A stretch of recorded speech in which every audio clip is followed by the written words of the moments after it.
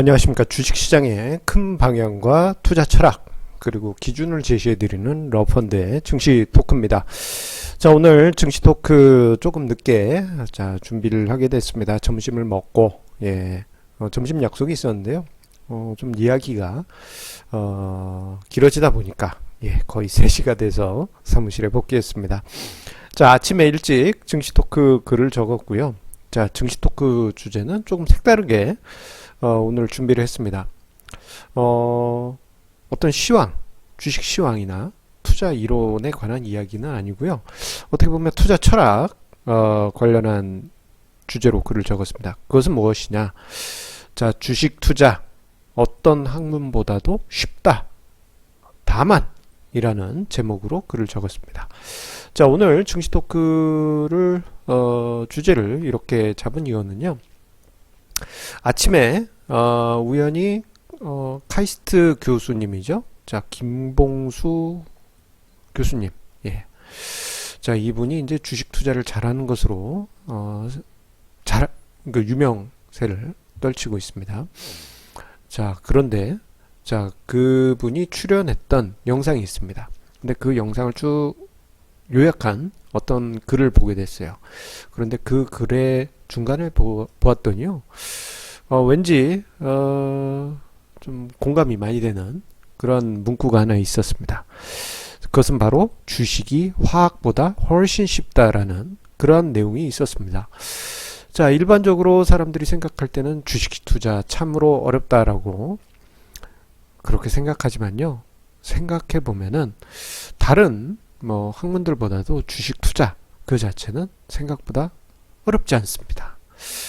자, 여기서 이제 화학 이야기가 나오니까 제가 학부 때 화학과를 다녔었기 때문에 그 문구가 특히나 공감이 됐습니다. 자, 이 여러 가지 학문들 보면은 어려운 공식들도 있고 그런데요. 자, 주식 투자 같은 경우에는 초등학교 저학년들이 하는 사칙 연산만 할 수 있으면 주식 투자를 할 수 있고, 그리고 주식 투자는 1등 아니어도 어중간한 순위 절반 이상만 해도 수익을 만들 수 있기 때문에 어떠한 학문보다도 쉽다라고 이야기 드릴 수 있어요. 다만 학문적인 측면이 아닌 다른 관점에서 어려운 점이 하나 있는데 이것만 극복된다면 우리는 주식시장에서 수익률을 만들어갈 수 있을 겁니다. 자, 사칙 연산만으로도 주식 투자를 할 수 있다라고 말씀드렸는데, 자, 실제 주식 관련 금융 자격증 시험을 보러 가면요, 제법 난이도가 있는 그 금융 자격증이라 하더라도, 자, 우리 소위 이야기하는 그 쌀집 계산기라고 하죠. 이런 일반 계산기, 덧셈 나눗셈 더하기 뺄셈, 아니 덧셈 뺄셈 곱하기 나누기, 기본적인 데는 이제 쌀집 계산기라고 불리는 요 기본 계산기만 가져가도 금융 자격증 합격하는 분들 참으로 많습니다. 저 같은 경우 요 금융 계산기 말고 금융 계산기 또 따로 있지만 쌀집 계산기는 회계사분들이 사용하시는 계산기를 쓰고 있어요. 아주 좋습니다. 자, 어쨌거나 쉽게 주식 투자는 할 수 있다라는 점입니다. 자, 앞서서 인트로에서 화학과 주식 투자를 비교했을 때 주식 투자가 정말 쉽다라는 이야기를 드렸는데요. 김봉수 교수가 화학과 카이스트 교수이다 보니 주식 투자가 화학보다 쉽다라는 멘트가 있었던 부분이 있습니다. 자, 과거에 생각해 보면요, 화학과 입학하는 날부터 해서 주기율표 딸딸딸딸딸딸 외워야만 했습니다. 고등학교 때 이미 외웠지만 저 구석에 우라늄 저 멀리까지 다 외워야 됩니다. 그리고 그뿐만 아닙니다. 화학 분자들 이름을 쓰는 것도 다 공식이에요. 모노, 디, 트리, 테트라, 펜타, 헥사, 에타 이런 것도 있고, 메타, 에타, 프로파, 부타, 펜타, 헥사, 헵타 노나 뭐 옥탄 뭐 이런 게 옥탄 뭐 이런 게 있습니다. 뭐 이런 어려운 공식들이 있는데 그런 것도 외워야 되고. 자, 뭐 물리화학이라는 과정에 들어가게 되면 요 과목은 화학이 아니고 뭐 통계학처럼 느껴질 정도로 정말 어렵습니다. 물리화학 공식 보면요, 뭐 블랙숄츠 옵션 모형 이론과 비슷한 공식도 등장하기도 하고, 참으로 어렵습니다. 하지만 주식 투자 같은 경우에는 사칙 연산만 할 줄 알면요, 뭐 증권 포털 사이트나 또는 포털 사이트 증권면에 혹은 HTS의 기업 개요 화면을 통해서 쉽게 다양한 투자 지표들을 접할 수 있고 그것을 활용할 수가 있습니다. 자, 이런 측면에서 보면은 주식 투자는 정말 쉬운 편입니다. 그리고 주식 투자는 1등을 하지 않아도 됩니다. 자, 모든 학문에서 살아남기 위해서는 1등을 해야 돼요. 교수로서 자리를 지키려면 뭐 최상위권 내에 있어야 되고 정말 생존 자체가 어렵습니다. 자, 그런데 주식 투자는 굳이 1등을 하지 않아도 됩니다. 그리고 누가 1등인지도 현실적으로 알 수 없죠. 자, 워렌 버핏이 장기적으로 수익률을 크게 냈다고 하지만 수익률 측면에서 워렌 버핏이 1등은 아닙니다. 전 세계의 어떤 사람은 훨씬 더 높은 수익률을 만들기도 하죠. 뭐 르네상스 테크놀로지 같은 경우 워렌 버핏보다 더 높은 수익률을 만들었다고도 합니다. 자, 1등이어야만 수익이 난다? 그건 꼭 아닙니다. 주식 시장에서는 그저 사람들한테 자랑할 수준이면 한 상위 30% 이상 정도면 되고요. 장기적으로는 한 중간 정도만 가도 플러스 수익률을 낼 가능성이 매우 높습니다. 보게 되면 이제 주가 지수에만 투자해도 장기적으로 수익률이 난 거, 어제 글을 통해서도 이야기 드린 바가 있죠. 자, 이렇게 이야기를 드리면요, 아이고 제 주변에는 주식 투자로 돈 번 사람 없어요. 에이, 거짓말하지 마세요 이러고 생각하실 수 있는데요, 생각보다 은근히 많습니다. 그런데 얘기를 안 할 뿐이죠. 자, 이상하게 주식 투자로 수익을 낸 분들은 자랑을 하지 않는 그런 경향이 있습니다. 부동산 투자로 돈 버는 분들은 자랑을 많이 합니다.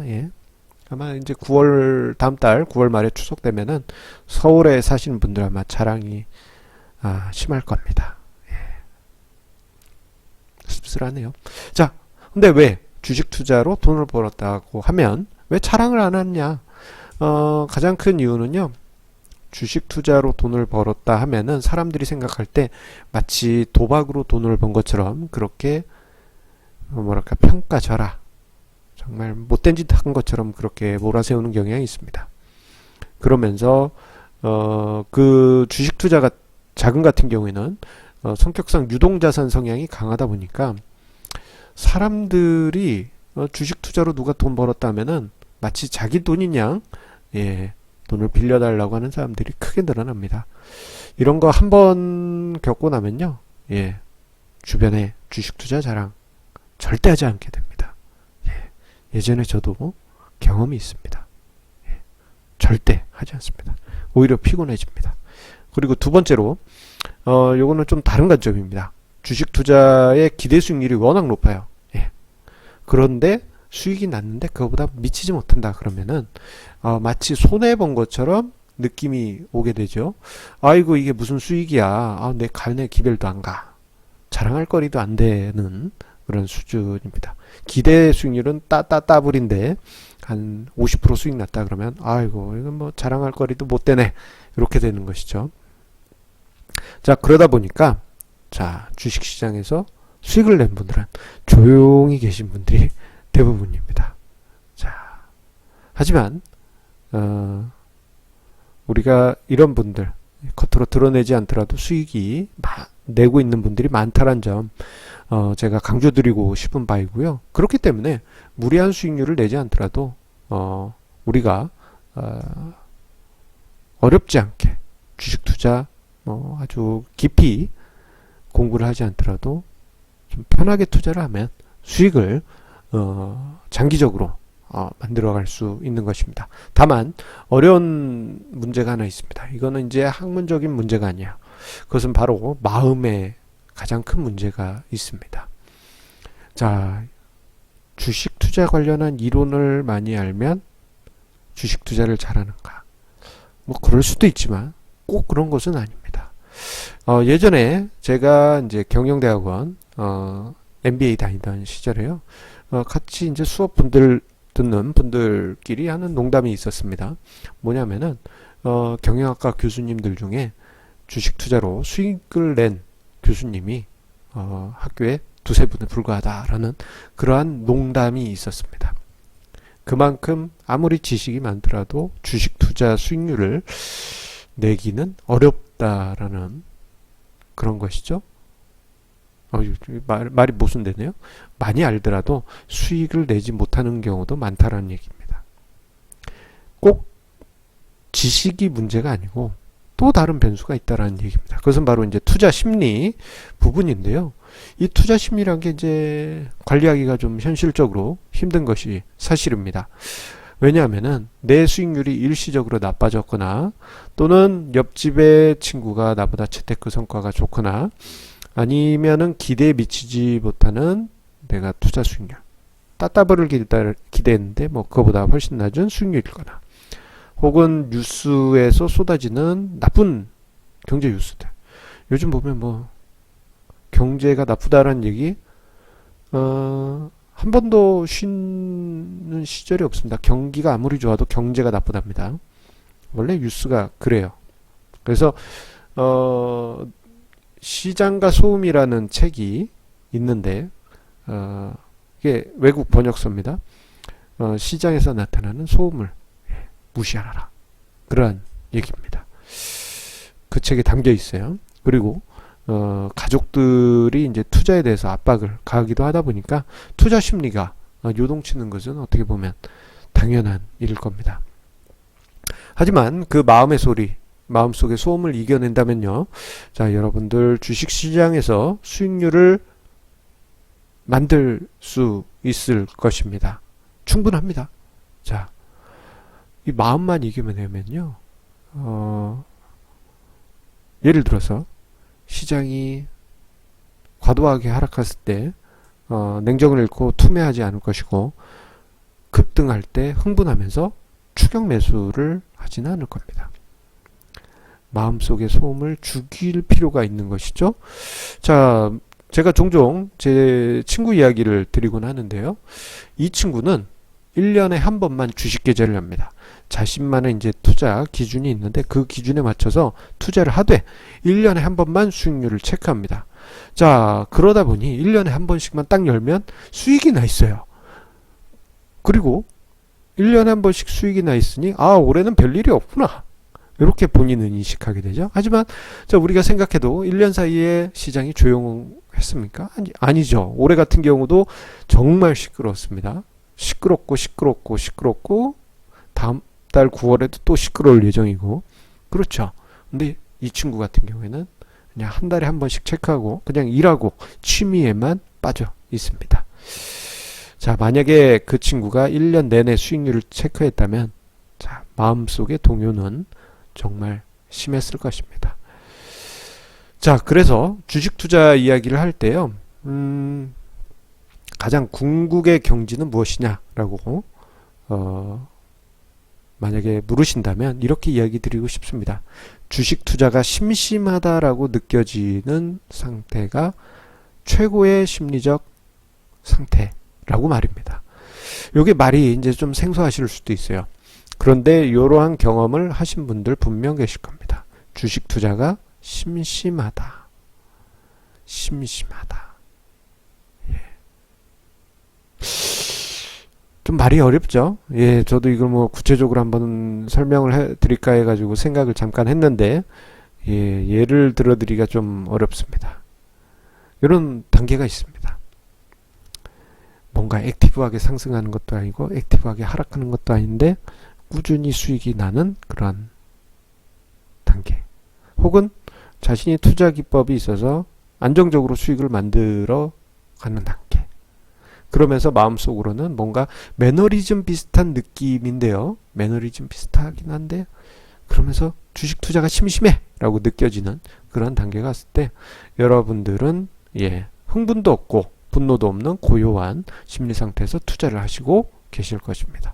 자, 혹시 그 단계 경험해 보셨나요? 자, 여러분들 꼭 그 수준까지 투자 심리 고양 하시길 바라겠습니다. 자, 오늘 러브펀드의 증시 토크는 여기서 마치도록 하겠습니다. 항상 구독, 좋아요 버튼 눌러주시는 시청자님들께 감사드리고요. 자, 이제 주말을 보내면 9월입니다. 9월이 오면 가을 느낌 물씬 풍겨지면서 시장에 어떤 큰 힘 이제 다시 일어나기를 기대하겠습니다.